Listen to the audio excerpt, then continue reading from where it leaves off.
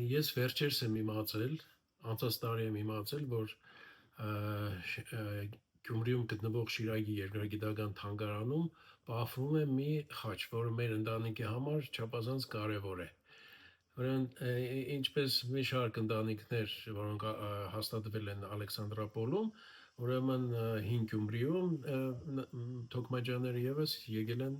Կարինից, Էրզրումից։ Առաջին թոքմաջանը, որ եկել է Էրզրումից, եղել է Աղաջանը։ Եվ մենք Աղաջանի մասին ոչ մի բան չգիտենք, ոչ լուսանկար է մնացել, ոչ էլ մանրամասնություններ կան։ Մեր նախապահն է եւ հանգարց ուրեմն անցած տարի բարձվում է, որ երկրագիտական թանգարանում պահվում է մի խաչ, որը իմ ուրեմն Աղաջանի թոր Հայկ Թոքմաջյանը 59 թվականին ուրեմն փոխանցել է թանգարանին եւ ասել է, որ այս խաչը իրենց նախապապ Աղաջանը Էրզրումից գալուց առաջ իրենց հետ վերցրել են Էրզրումից եւ բերել են փաստորեն ռուսական կողմ, սահմանը անցել են Արևելյան Հայաստան։ Ըստ երևույթին իրենք մտածել են, որ այստեղ նոր տեղ, որտեղ նոր քաղաք է լինելու բնակավայր եւ այլն, այս խաչը կարող է ուրեմն գործի ծառայել։ Հիմա իմ համար այս սրբություն է ուղղակի եւ այդ իմաստով նաեւ թանգարանը որոշ չափով մեր համար թանկ հաստատություն է դարել։ Եվ ուզում եմ ասել, որ միաժամանակ նաեւ կարող ենք ենթադրել, որ քանի որ ծուլաձո մասեր ունի, այս եզրի ճաճանճավոր հատվածները բրոնզաձույլ են, biz կարող ենք ենթադրել, որ սա իրենց գործն է եղել, ուրեմն Էրզրումում ինչ որ մատուրի կամ ինչ որ կառույցի վրա գտնվող խաչ է եղել, որ գաղթի ժամանակ չեն ուզեցել թողնեն այնտեղ թրկական կողմը եւ ուրեմն բերել են Արևելյան Հայաստան։ Ինչպես մի շարք ընտանիքներ Ալեքսանդրոպոլում հաստատված, ուրեմն թոքմաջյանները եւս եկել են Արևմտյան Հայաստանից 1838 թվականից հետո մերոնք եկել են Կարինից, Էրզրումից եւ հետաքրքիրը այն է, որ իրենք եկած ժամանակ արդեն որպես արհեստավորներ են եկել եւ հին փաստաթղթերում մենք հիշում ենք որպես Աղաջանյան, ուրեմն տեսեք գրված է Թոքմաջյան Տոջե Աղաջանյան, այսինքն այդ Աղաջանյանները, որ եկել էին որպես ծուլագործ, որովհետև թոքմաջի թուրքերեն նշանակում է ծուլագործ։ Ուրեմն իրենք Էրզրումից արդեն գալիս են որպես ծուլագործ։ Եվ այստեղ փաստորեն մինչև խորհրդային տարիների հաստատումը, խորհրդային կարգերի հաստատումը իրենք ամենաբարձր պրոֆեսիոնալ մակարդակով զբաղվել են ծուլագործությամբ։ Ուրեմն մեզ հասած ուրեմն ավանդույթով, հա, որոշ բաներ փաստաթղթերով, որոշ բաներ ավանդույթներով, գիտենք, որ մեր նախապապը Գյումրիում հաստատված Աղաջանն է։ Ինքը Էրզրումից եկողը ինքն է եւ նաեւ պես ավանդույթով գիտենք, որ ունեցել է նաեւ եղբայր, որը գնացել է Չավախք։ Ուրեմն Աղաջանը Գյումրիում հաստատվել է եւ ունեցել է հիմա մեզ հասած տվյալներով երկու զավակ, Հովհաննեսը եւ Գևորգը։ Իրենք երկուսն էլ մեծ ընտանիքների տեր մարդիկ են եղել, իրենց լուսանկարները կա շիկեղ տարազներով հագնված եւ այլն։ Ուրեմն Գևորգը նաեւ Հաջի Ամու են ասել իրան, ուրեմն պետք է ենթադրել, որ Երուսաղեմում եղած մեկն է, այո։ Իսկ բանը Հովհաննես պապը մենք հիմա իրեն տան մեջ ենք գտնվում, իր կենտանության օրոք են սկսել սարքել այս տունը։ Հովհաննեսը ունեցել է ուրեմն 3 տղազավակ, 2 աղջիկներ։ 3 տղազավակները շարունակել են ծուլագործությունը։ Եվ նորից մեզ հասած փաստաթղթերից դատելով իրենք արդեն այդ արհեստագործությունը վերածել են արտադրության եւ բարձր մագարտագիր, լուրջ մագարտագիր ծուլագործական արհեստանոց են ունեցել, կատարել են պատվերներ և Ցարական շրջանի փաստաթղթեր կան և նաև խորհրդային շրջանից ուրեմն փաստեր կան, որ Լենգեսի համար, երբ որ այդ հիդրոկայանը բացել են այդ ժամանակ, ուրեմն այնտեղ օգտագործված ծուլաձո դետալները իրենք են արել և խորհրդային առաջին տարիներին իրենց նեղություն չեն տվել, որպես կապիտալիստներ, այսպես ասած, ընդհակառակը օգտվել են իրենց արտադրական հնարավորություններից։ Հետո իհարկե հարցը փոխվում է 30-ական թվականներին։ Ուրեմն, այն ինչի մասին խոսում ենք մերոց ծուլագործական գործունեության մասին, ուզում եմ անպայման ցույց տալ, բարեբախտաբար որոշ բաներ մնացել է իրենց պատրաստած առարկաներից։ Տեսեք, օրինակ, եթե բրոնզից այս տեսակ մի ուրեմն դետալ պետք է ձուլվի, դա նախ եւ առաջ պետք է պատրաստվի։ Այս գեր ճշգրիտ ուրեմն մայր օրինակները իրենք պատրաստել են եւ սրանց մեջ այսպես ադամնանիվներ,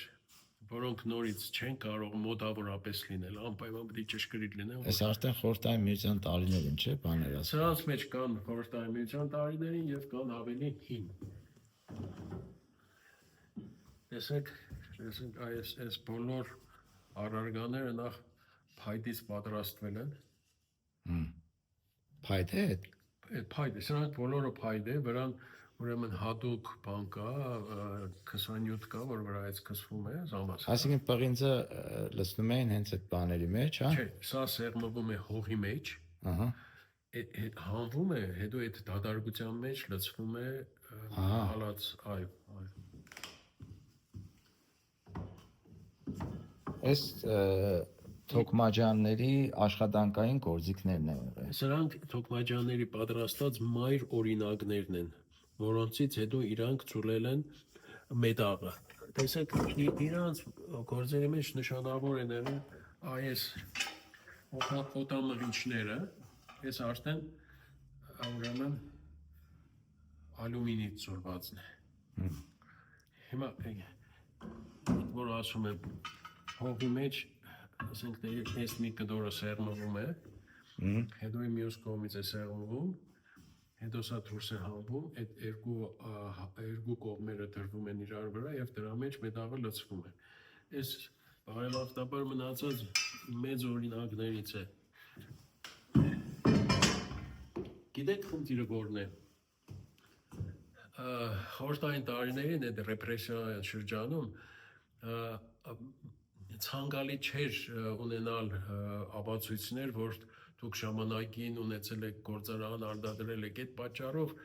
մեծ քանակությամբ լուսանկարներ, փաստաթղթեր, ինչ որ հնարավոր է եղել ոչնչացել են, որպեսզի ջնջեն այդ հեյկը, այդ որպեսզի այդ սովետական շրջանում քեզ չհամարեն անվստահելի նախկին կապիտալիստ եւ այլն եւ այլն։ Տեսեք, այս իրենց պատրաստած, այս մի ուրիշ չափն է բկոցի։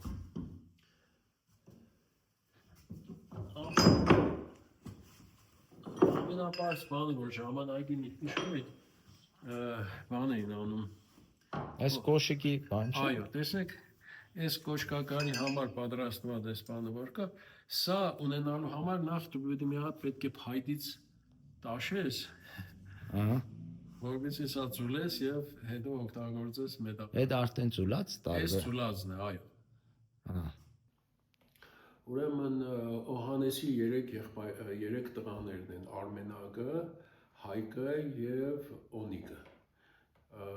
Ուրեմն Արմենագը իմ պապն է, որը եղել է նորից ինչքան որ փաստաթղթերն նայում ենք, եղել է այսպես ընտանիքի գլխավորը, այնտեղ որտեղ որ պիտի ընտանիքի կողմից ստորագրվի,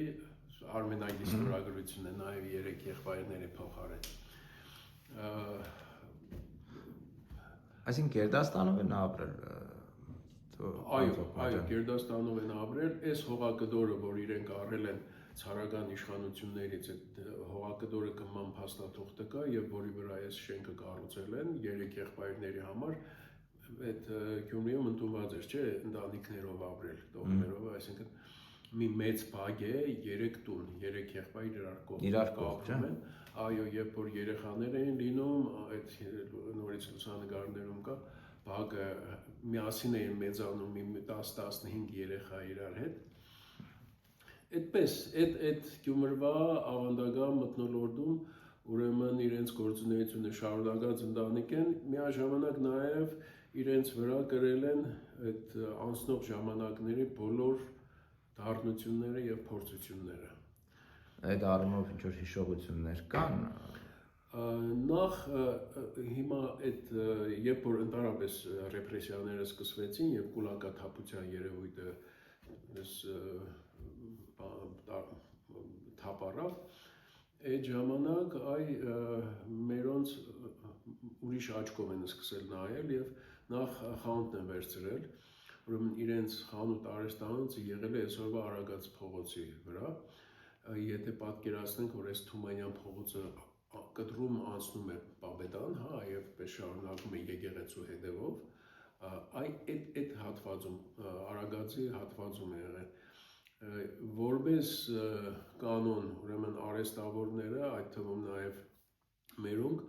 զրկվել են սեփական արտադրություն ունենալուց, գնացել են, ասենք տեքստիլ գործարանի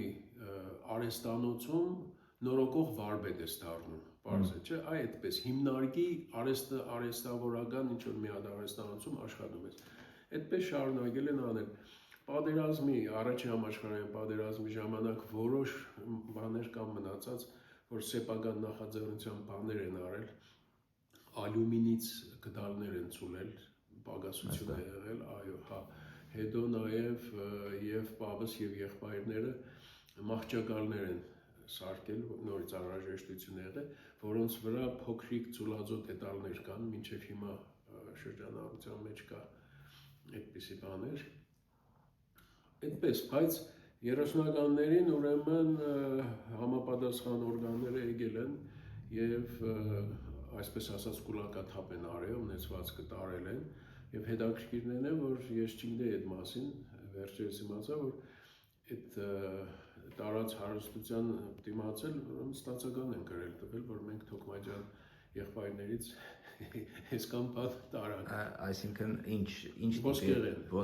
հա։ Ոսկեղեն։ Այսինքն այդ արձանագրված է, որ Թոքմաջյաններից, ասենք 500 գրամ ոսկի տարան։ Այո, ավելի քան 500 գրամ իհարկե, բայց բան է, բայց այդպես հեշտությամբ չեն տարել, նախ հերթով 3 եղբայրներին տարել ծեծել են, մինչև որ իմացել են, որտեղ է պահված, գնացել բերել են, տատիկս պատմում էր, որ երբ որ ուրեմն գերեզմանոցում են պահածեղել թնդանոթի առաջի համաշխարհային ժամանակվա թնդանոթի արգի այդ հետևի մասը որ կա, չէ, դրա մեջ ուրեմն հագարակ բան հանած, բնութակ հանած դրված է, դա բերել են եւ ուրեմն այս մեծ սեղանի վրա շուռ են տվել, ասում էր, որ այսպես այդ բանը բրգաձև լցվեց սեղանի վրա եւ ասում են, որ Գերդաստանը այդ մերն էր, բայց մի շղթա նույնիսկ մոդենալով վերցնելու իրավունքը չունեինք, ես նայում ենք, թե ինչպես է մեզ թալանում փաստորեն պետական մակարդակով։ Այդպես, հիմա այս գիտեք ինչ, հիմա որպես պատմություն ենք մոդենում դրան, նյութականի մասին չենք մտածում, բայց ցավալին է, որ Թոքմաջյանները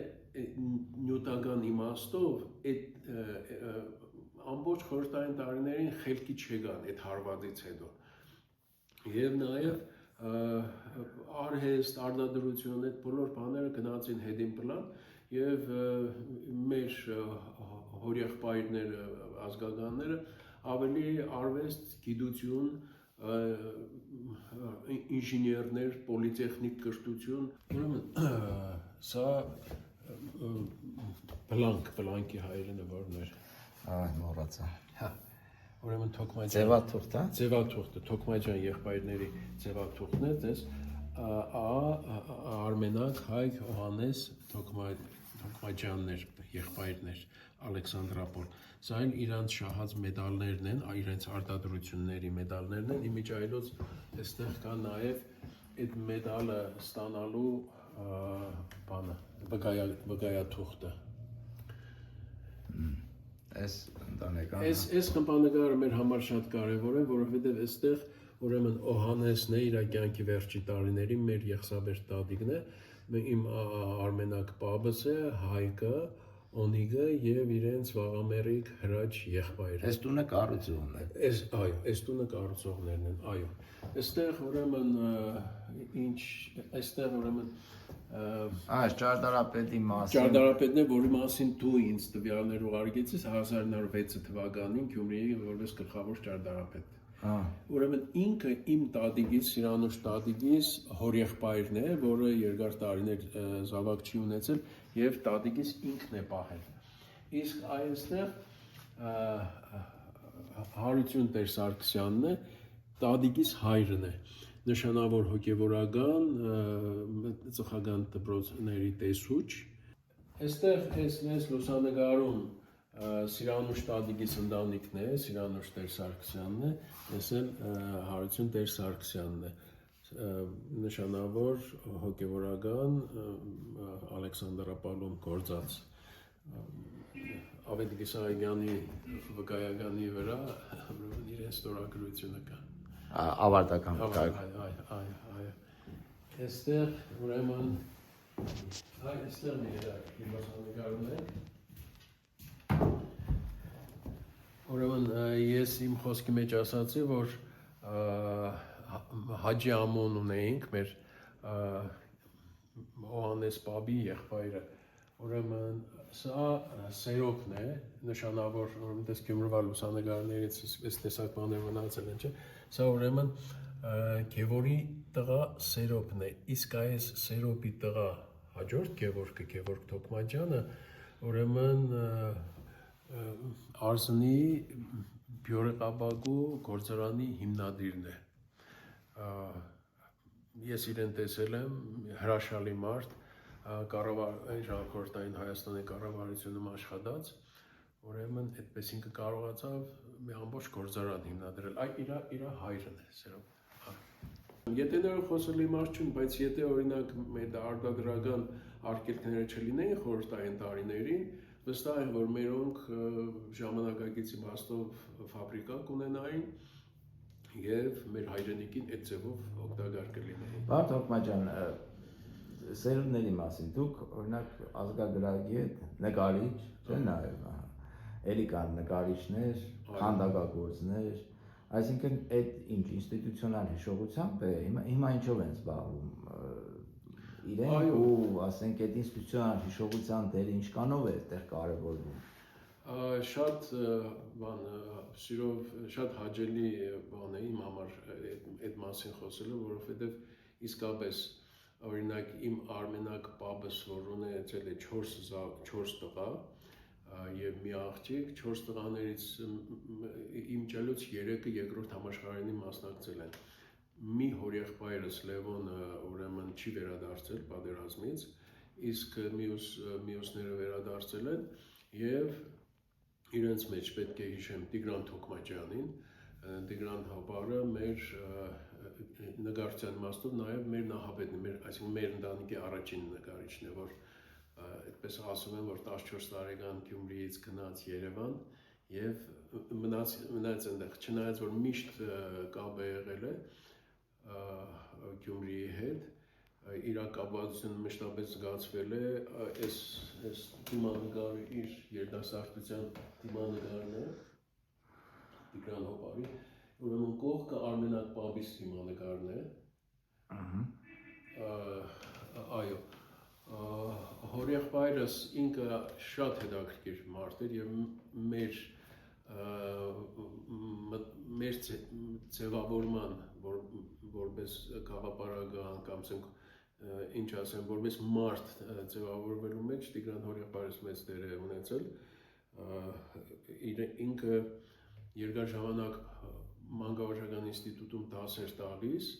եւ իրեն հայրենիքի ձայն էին ասում ուսանողները, որովհետեւ իր ամեն խոսքի մեջ բանը հայ ժողովրդի պատմությունը կար, հայրենիքի մասին բանը այդպես ոգևորված խոսքերը կային, տարբեր շրջաններից եկած ուսանում զարմացած նայում էին, թե Տիգրան մեծ Արդավազդ եւ այլն այս տեսակ բաներ, հա նկարչական միջավայրում իրեն ասում էին պատմական տիկո, որովհետեւ ինքը իսկապես պատմական թեմաներով աշխատանքների մեջ բան է, պես առաջիններից է հայկական միջավայրում պատերազմից հետո պատերազմը վերադարձել ուսումը շարունակել է եւ ուրեմն իր ամբողջ կյանքում իր ամենասիրալի գործը ուրեմն պատմական թեմաներով գդավներ ստեղծելն էր Հայաստանի վաստակավոր նկարիչ Թոքմաջան Տիգրանը ուրեմն մյուս հորեղբայրս Արշալույսը երկար տարիներ աշխատել է Հայաստանի Գիտությունների Ակադեմիան ուներ փորձարարական արհեստանոց, որտեղ կես ճշգրիտ դետալներ էին պատրաստում, շատ լավ արհեստավոր էր, հրաշալի, ուրեմն ճիշտ Թոքմաջան գծի շարունակողը։ Այդպես, ինչ վերաբերում է, իմիջիայլոց ասեմ, որ հորաքրոջս, Արմիկ հորաքրոջս տղան Վարդանը, որ հիմա Գյումրիում է ապրում, Տիրատուրյան, ինքն էլ ավարտել է Մանկավարժական ինստիտուտը որպես նկարիչ, այո, Տիգրան հորեղբորս փոքր աղջիկ Արփինե Թոքմաջյանը նորից նկարիչ է, մեզ որ տեսնում եք, որ այսինքն կապը ակնհայտ է, ակնհայտ է, այո, գենետիկ, ինստիտուցիոնալ շարունակականությունը կողմի հայրս բուսաբան էր, գյուղատնտես, ժամանակին իրեն հիմա մարդ չի մնացել, որ իրեն հիշի առանձնապես, բայց հրաչը բան էր, քաղաքում նշանավոր էր, իրեն պատվաստներով տարբեր այգիներ կային մասնավոր մարդկանց տներում, որ իրեն պատվաստած ծառերը բերք էին տալիս եւ հիմնարկներ կային, որտեղ ինքը աշխատում էր։ Սոֆիգի պահեր աշխատասկի։ Գյուղատնտես, այո, մի հատ նշանավոր Մակար Բունյատյանը իրեն հետ աշխատած մարդ է, ինքը Լիսենկոյի հետ նշանավոր ուրեմն Լիսենկոյի հետ էքսպեդիցիաների գնացած, ուրեմն հայրս բուսաբան է եղել, իմ մեծ եղբայրս Արմենակ Թոքմաջյանը վաղամերիկ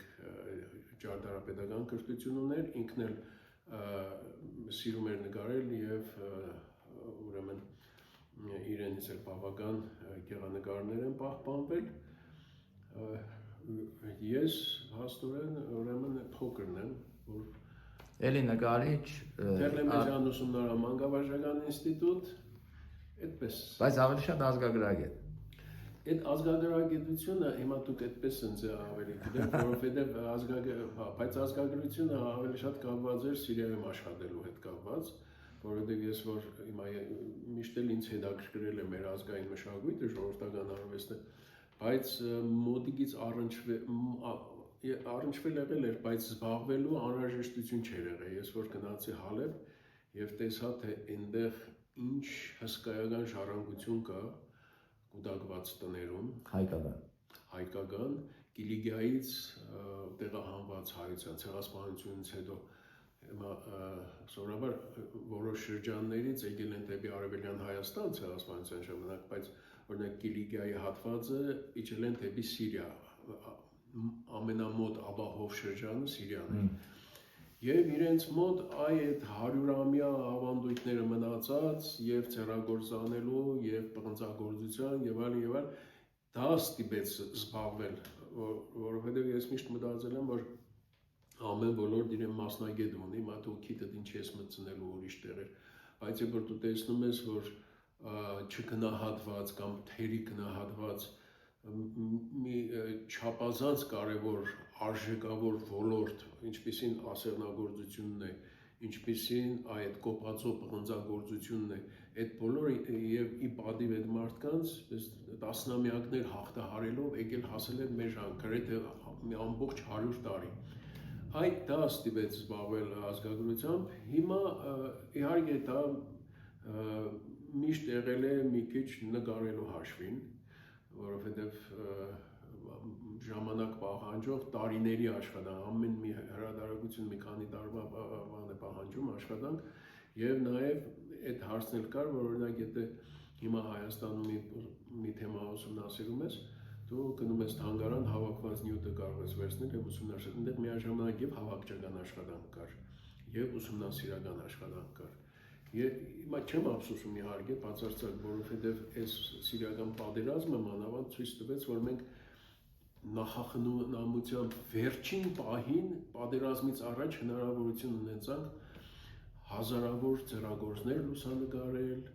արխիվային նյութեր հավաքել, հիմա այդ նույն բանը չես կարող անել, որովհետև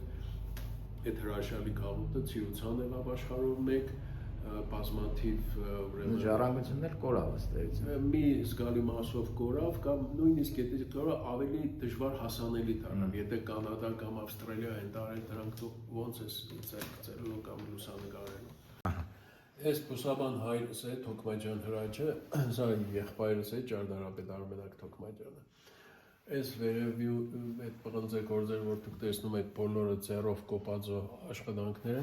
սրանք Սիրիայից իմ հետ բերած Գալամքերյանների աշխատանքներից են։ Հա, գիրկե ունեք, չէ՞։ Այո, ոչ միայն գիրք ունեմ, այլ նաև այդ հույսը դեռ չի կորել, որ Գյումրիում մի օր կկարողանանք իրենց թանգարանը բանալ, որովհետև այդ պատերազմի տարիներին մեզ հաջողվեց 2 տոննա բան փրկել եւ բերել Հայաստան։ Դա սպասում է Իրան համապատասխան տեղի։ Օնիկ Պաբը, Պաբից եղբայրը, որը առաջի ցարական բանակում ծառայել է առաջի համաշխարհային ժամանակ, ուրեմն եւ գիտությանը եւ ուսումին հագված եղբայրների միջից երևի ամենաշատը ինքն է եղել, իրեն տղաներից Վաչե Թոքմաջյանը երկար տարիներ Պոլիտեխնիկ ինստիտուտում հիդրավլիկայի ամբիոնում աշխատեց, դասագիրք ունի գրած, նրա եղբայրը Վահանը Թոքմաջյանը նորից ինժեներ էր, Թոքմաջյան Վաչեի մեծ տղան Հովանեսը Թոքմաջյան, որ գիտնական է, հիդրավլիկայի մասնագետ, Պոլիտեխնիկ ինստիտուտի ռեկտոր եղավ մի շրջան, հետո Շուշիում տեխնոլոգիական պարկի ուրեմն տնօրենն էր, մինչև հետո ուրեմն տեսանք Արցախը բռնադարվեց, ուրեմն վերադարձան եւ իր փոքր եղբայրը փոքր Լևոն Թոքմաջյանը, Լևոն Վաչեի Թոքմաջյանն էլ նորից իրենք եղբայրներով կրթական մշակներ են, տասնամյակներ շարունակ ամբիոններ են հիմնել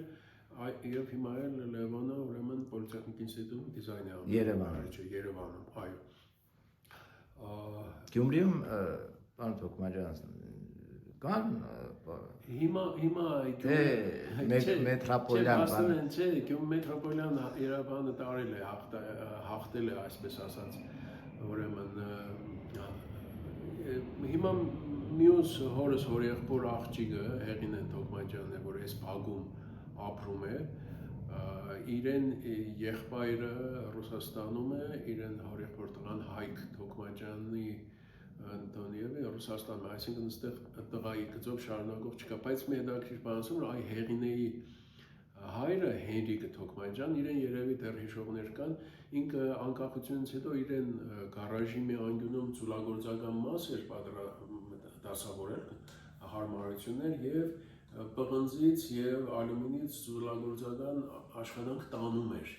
եւ որոշ մարդիկ մեքենայի կոտրված բռնիչներ, բաներ եւ այլն, ինչ որ շուկայում չէր գտնում, գալիս պատվիրում էին եւ մինչեւ վերջերս որոշ մարդիկ մոդագա գյուղերից գալիս դարբասը խփում հարցում էին Վարպետ Հենրիկին, ասում են որ Վարպետ Հենրիկը ցավոք մահացել է։ Այնպես որ մեր ծուլագործական բանը, այդպես գործունեությունը, այդպես կարելի է ասել վերջնական այդպես մնացել է անցյալում։ Մի ճյուղն էլ ասեմ, որ չեն կարող բանը, ուրեմն մեր Հովհաննես Պաբը իր առաջի ամուսնությունից եւս ունի ժառանգներ, որոնց ամենաերևելի դեմքը քանդակագործ Լևոն Թոքմաջյանն է, Երևանի պատվավոր քաղաքացի եւ այլն։ Երևանի պատվավոր քաղաքացի, այո, նշանավոր Մարտիրոս Սարյանի արձանի հեղինակը եւ ուրիշ բազմաթիվ քանդակների հեղինակ եւ իրեն երկու տղաներն են, Հայկը եւ Վահեն քանդակագործ են, Հայկը Երևանում է գործում, Վահեն Կանադա է գնացել։ Ուրեմն մեր հարազատների մեջ, որ Թոքմաջյան չէ, բայց մոդիկ հարազատ է, Հրազդան Մամիկոնյանցը, ուրեմն իմիջայլոց իմ անունս Հրազդան են դրել ի պատիվ այս նշանավոր մարդուն, նշանավոր եմ ասում, բայց իրան հիմի մեր սերունդը այնքան էլ չգիտե, Երևանի Մամիկոնյանց փողոցը իր անունով է դրված, Հրազդան Մամիկոնյանցը եղել է Արմենակ պապի քրոջ տղան, որը ծնվել է Բաքվում, եղել է նշանավոր հրշեջ, գիտական թեզ ունի պաշտպանած, ուրեմն նավթահորերում առաջացած հրդեհները հանգցնելու իմաստով եւ ես իրեն տեսել եմ տարիքով ժամանակ, երբ որ լավ չէր լսում ագանջին դրված այդ բանը նստած էր հորեղբորս տանը, ինձ կանչեցին, կանգնեցրին առաջ, ասեցին որ նա է, քո անունն այս սրա վրա ենք դրել։ Ժամանակակից, ասենք ավանդական գացույտացև ապրելակերպը եւ ժամանակակից կյանքը իրար հակադրելու ձգտումը մի քիչ արհեստական է։ Դա ես ինչի եմ դրանում համոզված վստահ, որովհետեւ Սիրիայում ես տեսել եմ այդ տրադիցիոն զբաղմունքները, ավանդական զբաղմունքները, որոնք շատ հաջողությամբ շարունակվում է ժամանակակից արդի Սիրիան բավական զարգացած երկիր էր, այսինքն արդի միջավայրում, այսպես ասենք, որ մի կողմից կար ամենանախնական արհեստագործություն կար, մյուս կողմից կար օրինակ տեքստիլ ամենաարդիական գործարանները կային, որոնք արտադրում էին բաներ, որ վաճառվում էր Ամերիկայում կամ Եվրոպայում, սիրիական բամբակից։ Այնպես որ դրանք մեկը մյուսին այդքան չի խանգարում, նայած թե մարդկանց մտքի մեջ ինչ կա, իրենք իրականում ինչի են պատրաստ եւ ինչ են ուզում։ Օրինակ, այդպես դու կարող ես գնալ Սիրիական խանութում գնել որևէ հագուստ, որը արտադրված է Սիրիայում, հրաշալի որակով, սրբիչներ, որով Հայաստանից գալիս տանում էին շատ լավ որակի, եւ դրա կողքին նաեւ կար օրինակ եթե ես մի էսկիզ էի անում մի հատ մետաղից բան ծուլայլու կամ դարբնի մոտ չինելու համար, ես իրար չէի ասում թե սա ով է անելու, տեղը գիտեի, գնում էի, մարդիկ ասում էին 2 ժամ հետո արի այդ քո դետալը ծուլված բրոնզից, պղնձից կամ ինչից դա կստանաս։ Սրանք իրար չէին խանգարում եւ դա այնքան մեծ հնարավորություն էր տալիս գործունեության, երևակայության։ Հիմա այստեղ Հայաստանում եթե դու ինչ-որ բան նախագծում ես, կամա ակամա պետք է մտածես թե լավ գծեցիր ով է շինելու։ Չէ՞, գնում ես դռնետուր։ Հիմա այդ ուզում ասել, որ նայած ինչպես մոտենանք, ասենք քաղաքի տեսլականը հեռանկարը ինչպես է, քաղաքը կարող է ինչպես նախկինում ունենա մեծ գործարաններ եւ այլն արդիական, գուցե ավելի արդիական քան խորհրդային տարիներին էր, բայց միաժամանակ ինքը իր համբավն ու դերը չկորցնի որպես արհեստագործական կենտրոն։ Առավել է պրակտիկ առումով, չէ, այսինքն որ արհեստ, եթե կան այստեղ դարբին, պղնձագործ, չգիտեմ, այլ հնարավորություն ունենան այդ արտադրանքից օգտվելու։ Այո, եւ առավելևս մի ուրիշ բան էլ կա, որ շատ լավ գիտես, Տերենիկ ջան,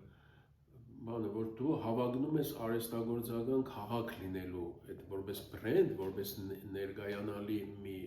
լոզունգ արհեստագործությունն ես առաջ բերում, չէ՞։ Այդ դեպքում դա իր հետ բերում է ուրեմն որոշակի բաներ, պարտականություններ։ Հիմա եթե դուք հիմա ես Հալեբի մասն եմ խոսում, որովհետեւ բոլորից լավ Հալեբը գիտեմ, բայց տարածաշրջանի մի շարք քաղաքներում, որտեղ եղել եմ, եւ Սիրիայում, եւ Թուրքիայի հարավային շրջաններում, դուք եթե այդ քաղաքներում լինեք, դուք կտեսնեք, թե արհեստագործական միջավայրը եւ քաղաքը ինչ է։ Եվ նախ եւ առաջ ես նորից այնթափի օրինակը բերեմ, այսօր թուրքերը մեր այնթափին կազի այնթափ են ասում, բայց ուրեմն տեսեք, այնտեղ կա հրաշալի մագարտակի պղնձագործություն։ Այդ պղնձագործությունը արտահայտվում է քաղաքի կենցաղում, օրինակ դուք երբ որ գնում եք, ասենք ռեստորան մի տեղ ուտելու, սեղանի վրա դու տեսնում ես այդ քաղաքում մուրճով ծեծված կոպածո պղնձե սպասքներ, պարզ է, չէ՞։ Հիմա դա շատ լավ բան է, այդ կենսունակությունը, որ դա ոչ թե հանուն ազգագրության են սարքում կամ ավանդույթը պահելու, այլ նաև քաղաքում ավանդաբար օգտագործված սպասքները շարունակում են հիմա էլ պատրաստել եւ օգտագործել եւ զբոսաշրջիկները ուղղակի հիանում են դրանով։ Գնում այն ինչ որ հավանում են, նաև գնում տանում են։ Հիմա երբ որ այդ տեսակ քաղաք ես մտնում, այդտեղ կասկած չի առաջանում, թե այս քաղաքը արհեստագործություն ունի թե չունի։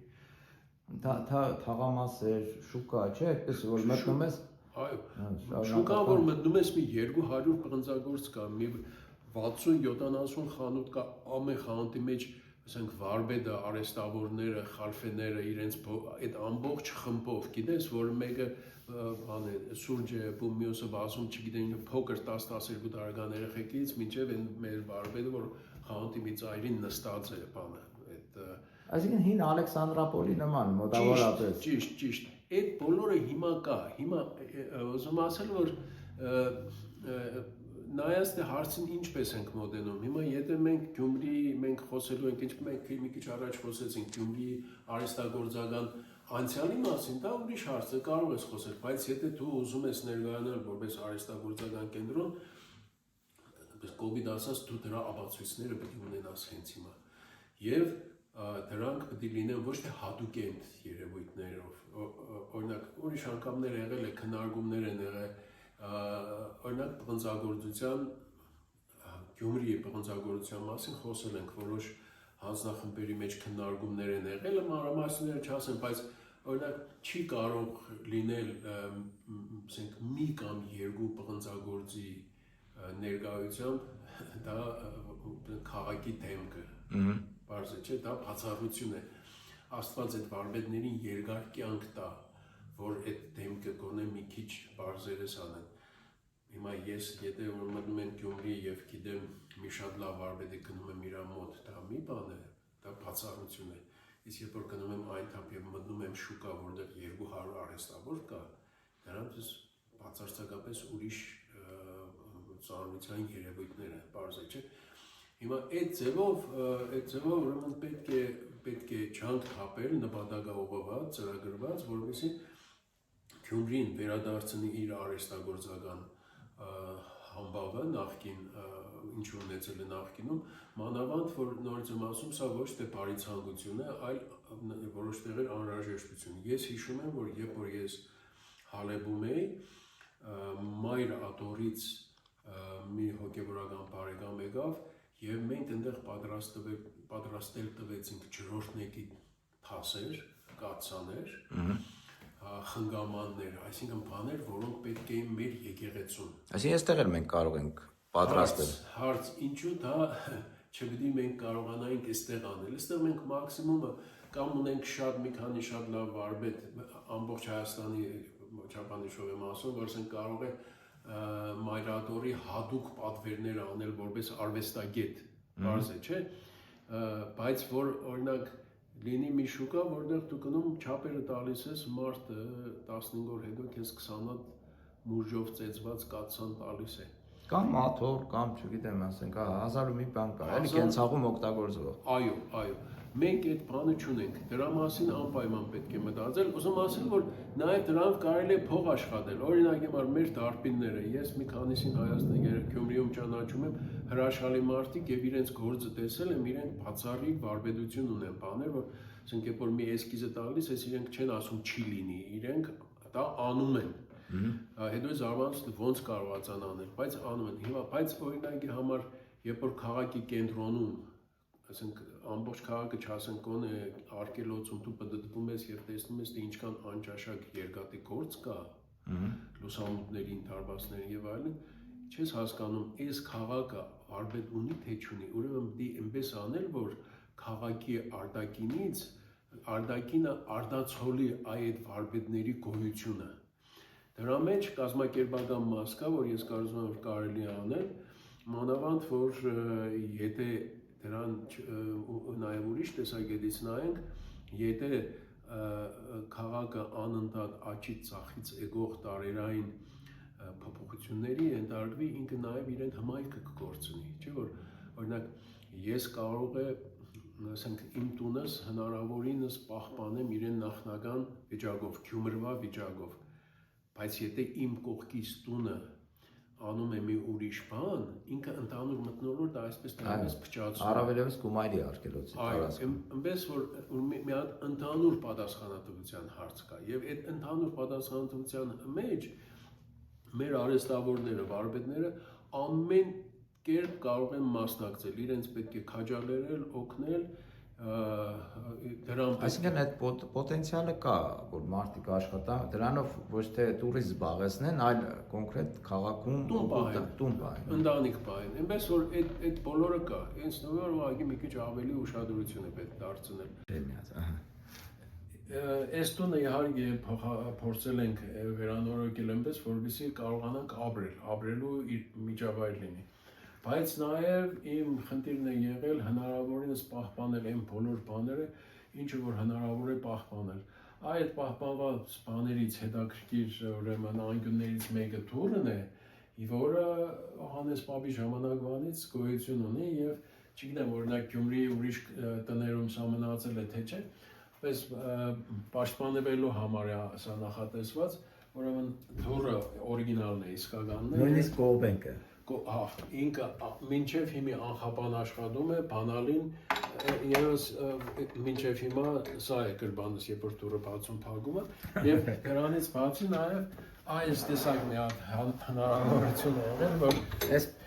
փայդ է, հա? Փայդ է, անկյունները մետաղով ամրացված, այն ոնց որ ամրոցների դռների հետևն են։ Հա, այս է, ճիշտն ասած, ես առաջ անգամ տեսա։ Կար այսպես բանով, չեղկով։ Չէ, այս падի մեջ է եւ տեսեք շարունակում է падի միջով գնալ գալորեն падնել է լավ մնացել։ Այսինքն հենց սկզբից падը այդ ձև են սարքի, ոչ թե падի մեջ թողել են այդ անցքը, որով այս գերանը գնում գալիս է։ Հա։ Այո, եւ падը շինողներին ինքը նստվածքների պատճառով չի խաթարվել։ Շատ հետաքրքիր է։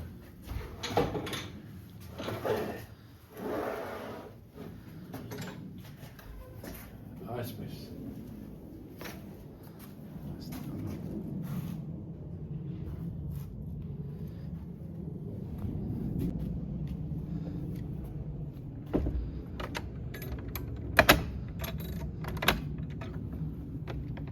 Հետո նաև ուրիշ բան, որ օրինակ տեսեք Գյումրին ունի իր ազգային պատկերասրահի մասնաճյուղ, կարող է ունենալ տարբեր թանգարաններ, չէ։ Ես իհարկե կարծիքին եմ, որ օրինակ պետք չէ, որ Հայաստանի ամեն քաղաք ազգային պատկերասրահի մասնաճյուղ ունենա։ Օրինակ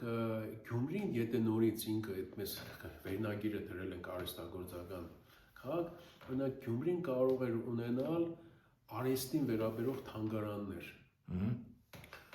որտեղ կարող էր ներկայացվել հայ արհեստագործության լավագույն օրինակները, որպեսզի Գյումրի եկող օդարը եւ նաեւ Գյումրիում մեծացող երեխան ինքը ոչ միայն տեսնի կենտանի արհեստավորին, դարբնին եւ նաեւ կարողանա գնալ թանգարան եւ տեսնել թե դարբնագործության լավագույն օրինակները ինչպիսին կարող են լինել, այսինքն այդ երկուսը զուգահեռ անպայման պետք է քաղաքում ունենալ, ապահովել։ Կամ օրինակի համար ես հակադրելու համար չեմ ասում, բայց ես օրինակ շատ պետք է ուզենայի, որ եթե Գյումրին բազմաթիվ տաղանդավոր արվեստագետների հայրենիք է, ծննդավայր է, ինչու Գյումրին չպետք է ունենա մի պատկերասրահ, որտեղ ինքը ներկայանում է իր գեղանկարչական կերպարվեստի պոտենցիալով, հա։ Որը ունի, բնականաբար, այսինքն կարող ես մի հատ պատկերասրահ ստանաս։ Այո, եւ հարցը նորից հակադրելու համար չեմ ասում, բայց ցենք մեր փոքրիկ ես հանրապետության ամեն քաղաք չէ որ կարող է այդպես ներկայանալ, իսկ Գյումրին այդ պոտենցիալը ունի, օրինակ չլինի միտեղ որտեղ լինեն Ռաֆայել Ատոյանի, մյուս բոլորն են, որոնք Անտիկյանի, այո, եւ Վարդ Պարոնյանն է, մյուսն է, բանը այդ բոլոր այն նկարիչներին այսօր հենց այսօր Գյումրիում գործող նկարիչներ, գործող եւ դասավանդող նկարիչներ, որոնք որ որոշակի մագարտակ ունեն եւ օրինակ եթե մի օդար, մի լե բան տուրիստ եկել է եւ ինքը այս քաղաքի մասին գաղափար է ուզում կազմել, մի հատ մտնի այդտեղ եւ տեսնի թե այս քաղաքը կերբարվեստի իմաստով, քանդակի իմաստով ինչ մագարտակ է ներկայացնում։ Սկսած Մերկուրովից, հա, Կոշտոյանից, մյուսից, ուզում ասել, որ այդ տեսակետից էլ պես քաղաքին ամենաբանը ինչ է, որ եթե դու այս տեսակ ծրագրով ուրիշ քաղաքների մասին խոսես, հետո պետք է ընկնես դռնետոր նյութ փնտրելու, այստեղ հագարակն է, այստեղ նյութը կա, բայց այդ միավորող գաղափարը չկա, որ դա պես անենք, էլի։ Այսինքն Այվազովսկի տեսնելու համար կարելի է գնալ Երևան, նորմալ է դա, բայց ասենք մեր գյումրեցի նկարիչներին տաղանդավոր պետք է հավաքել Գյումրիում։ Այո, շատ ճիշտ է։ Եվ հիմա պատկերասրահը, մեր ազգային պատկերասրահը ինքը իր քաղաքականությունը կարող է ունենալ, ասենք 20-րդ դարի կերպարվեստի բաժնում կարող են իմ ասած վարպետներից մեկական գործով ներկայացնել, ենթադրենք Աթոյանը այնտեղ էլ թող ներկայանա, բայց Գյումրին պետք է ուրեմն Գյումրիի համար սկզբունքային չէ Այվազովսկի ներկայացնել, Այվազովսկի ունի, դա իմ կարծիքով դա իր խնդիրը չէ, դա պետական խնդիր է եւ ազգային պատկերասրահային, իսկ Գյումրին երբ որ իր ամենամեծ ուժով շքեղությամբ իր կերպարվեստն է ներկայացնում, դա արդեն դա իր խնդիրն է, էլի։